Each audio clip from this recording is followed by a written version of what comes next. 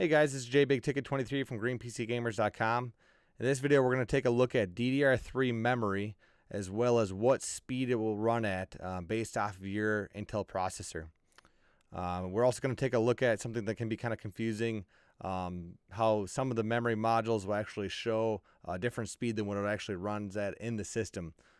So if you've never been to GreenPCGamers.com, check it out. We do a bunch of custom gaming builds on our blog.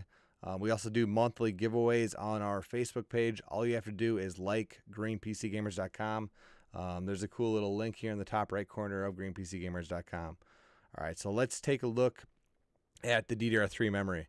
So if you're not familiar with DDR3 memory, we've got 8500, which runs at 1066 megahertz. We have 10600, which has the capability of running at 1333 megahertz.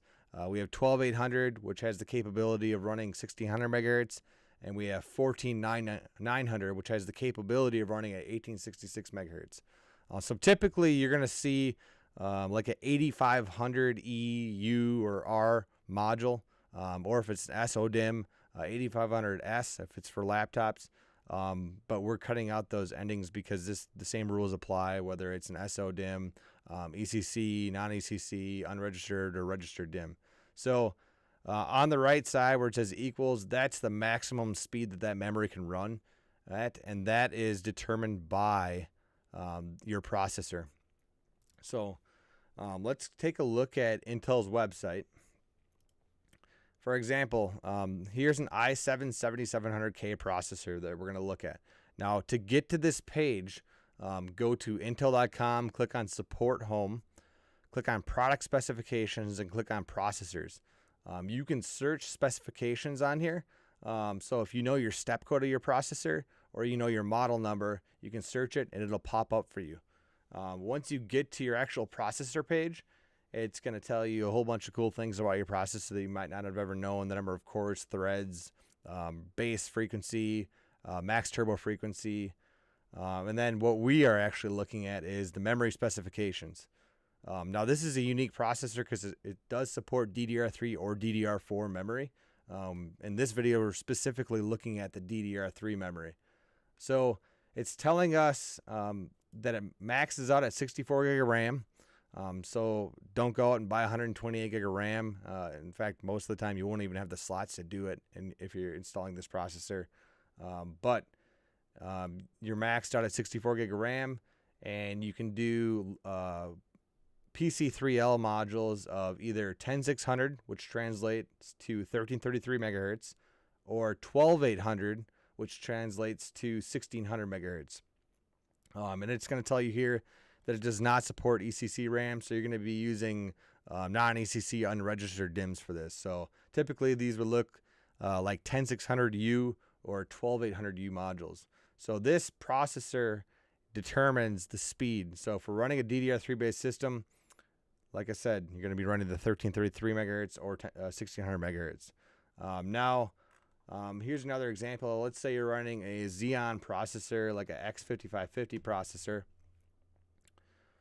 So this processor only supports DDR3 memory. So, and in this case, we're stuck at 144 gig of RAM, and then we can run at 800 megahertz, 1066 megahertz, or 1333. And so what this tells us is if you have an X5550 processor, you're going to want to buy 10600 memory because it's going to run at that max clock speed. If you buy 8500, it's going to run at 1066 megahertz. So you're not optimizing your system. So that's really the most important part about this is for DDR3 RAM.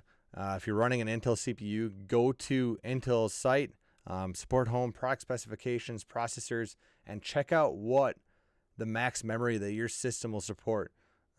Also, it's important, look at your manufacturer page for your system board if you did build a custom build, or if you're using OEM like Dell, HP, IBM, you can look at you look at the model number and look at the spec sheet and see what the max they support, because sometimes the motherboard determines the speed as well. But 9 times out of 10, look at your processor, go to this Intel website, check out the max speed. You can use this page as a guide.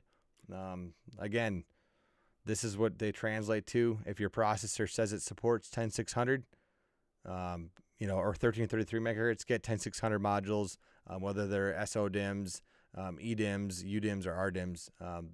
Then you'll maximize the speed. I hope this video was helpful to you. If it was, please consider clicking the subscribe button. If there's something that you have a question about, please comment below. Or you can also go to GreenPCGamers.com and contact us directly. Thank you so much for watching.